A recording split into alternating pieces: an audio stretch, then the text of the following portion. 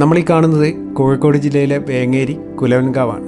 കേരളത്തിൽ എവിടെയില്ലാത്ത തരത്തിലുള്ളൊരു പ്രത്യേക ഉത്സവാഘോഷ ചടങ്ങ് നടക്കുന്ന സ്ഥലമാണ് ഇവിടെ. നായയെ ആരാധിക്കുന്ന അപൂർവം ക്ഷേത്രങ്ങളിൽ ഒന്നാണിത്. ഇവിടുത്തെ ഉത്സവത്തോട് അനുബന്ധിച്ച് നടക്കുന്ന നായവെള്ളാട്ടം എന്നൊരു ചടങ്ങുണ്ട്. ക്ഷേത്രത്തിലെ കോമരങ്ങൾ മനുഷ്യരൂപം മാറിയിട്ട് ഭ്രാന്തൻ നായയായി മാറുന്ന കാഴ്ചയാണ് നമുക്കിവിടെ കാണാൻ കഴിയുക. നായവെള്ളാട്ടം ആരംഭിക്കാൻ പോകുന്നതിൻ്റെ മുന്നോടിയായിട്ട് ഒരു തറയിൽ വണങ്ങുന്ന കാഴ്ചയാണ് നമ്മൾ ഈ കാണുന്നത്.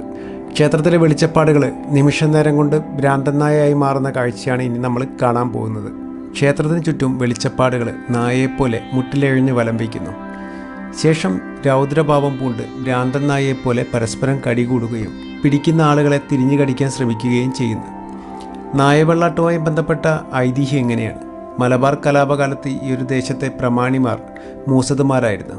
അവർ കലാപസമയത്ത് നാട് വിടുകയും അവർ വളർത്തിയിരുന്ന നായയെ അവരുടെ വീട്ടുജോലിക്കാരായ ഒരു കുടുംബത്തെ ഏൽപ്പിച്ചിട്ട് അവർ നാട് വിട്ടു.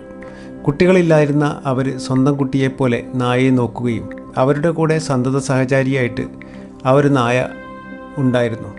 ഒരിക്കൽ ആ നായയെ ഭ്രാന്തൻ നായ കടിക്കുകയും ആ നായ ചത്തുപോവുകയും ചെയ്യുന്നു. ഒരു മനുഷ്യൻ്റെ ശരീരം എങ്ങനെയാണോ മറവ് ചെയ്യുന്നത്, അതേപോലെ തന്നെ നായയുടെ ശരീരം അവർ സംസ്കരിക്കുന്നു.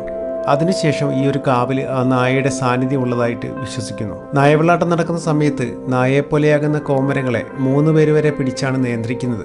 പരസ്പരം കടി കൂടാതിരിക്കാനും തിരിഞ്ഞു കടിക്കാതിരിക്കാനും വേണ്ടിയിട്ട് വാഴയുടെ തട വായിൽ വെച്ച് കൊടുക്കുന്നു. നായവെള്ളാട്ടം നടക്കുന്ന സമയത്ത് ക്ഷേത്രത്തിൻ്റെ ചുറ്റുമതിലിനകത്തായിട്ട് മറ്റാർക്കും പ്രവേശനമില്ല. കോമരങ്ങളും അവരെ നിയന്ത്രിക്കുന്ന ആളുകളും മാത്രമാണ് ഉണ്ടാവുക.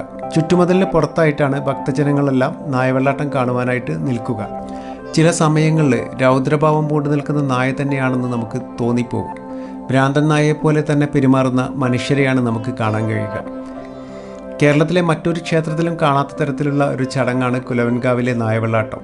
നായ കടിച്ചു കഴിഞ്ഞാൽ അതുമായിട്ട് ബന്ധപ്പെട്ട പ്രയാസങ്ങൾ ഇല്ലാതാക്കാൻ വേണ്ടി അവലും നാളികേരവും ക്ഷേത്രത്തിൽ സമർപ്പിക്കുന്ന വഴിപാടും ഉണ്ട് ഇവിടെ. കണ്ണൂരിലെ പറശ്ശിനിക്കടവ് മുത്തപ്പൻ ക്ഷേത്രമാണ് നായയെ ആരാധിക്കുന്ന പ്രധാനപ്പെട്ട ക്ഷേത്രങ്ങളിലൊന്ന്. എന്നാൽ ഇവിടെ വ്യത്യസ്തമായിട്ട് വർഷത്തിലൊരു പ്രാവശ്യം ഇത്തരത്തിലുള്ള ചടങ്ങ് നടത്തപ്പെടുന്നു. ആയിരക്കണക്കിന് ആളുകളാണ് ഈ ഒരു നായവെള്ളാട്ടം കാണുവാനായിട്ട് എത്തിച്ചേരുക. ശരിക്കും നമ്മളിത് കാണുമ്പോൾ ഭയപ്പെടുത്തുന്ന ചില നിമിഷങ്ങളെല്ലാം ഉണ്ടാവാറുണ്ട്. ആളുകളുടെ അരികിലേക്ക് നായയെപ്പോലെ കുരച്ചു ചാടി വരുന്ന സമയത്ത് ശരിക്കും നമ്മൾ ഭയപ്പെട്ടു പോകും. സർവ്വചരാചരങ്ങളിലും ഈശ്വര സാന്നിധ്യം ഉണ്ടെന്ന വിശ്വാസത്തോടെ നടത്തപ്പെടുന്ന ഇത്തരം ചടങ്ങുകൾ നമ്മുടെ കാവുകളിലെല്ലാം കാണാൻ കഴിയും.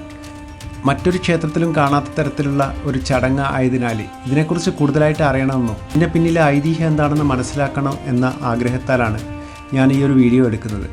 അപ്പോൾ നിങ്ങൾക്ക് ഈ ഒരു വീഡിയോ ഇഷ്ടപ്പെട്ടെന്ന് കരുതുന്നു. നമുക്ക് അടുത്ത വീഡിയോയിൽ കാണാം. Okay, by.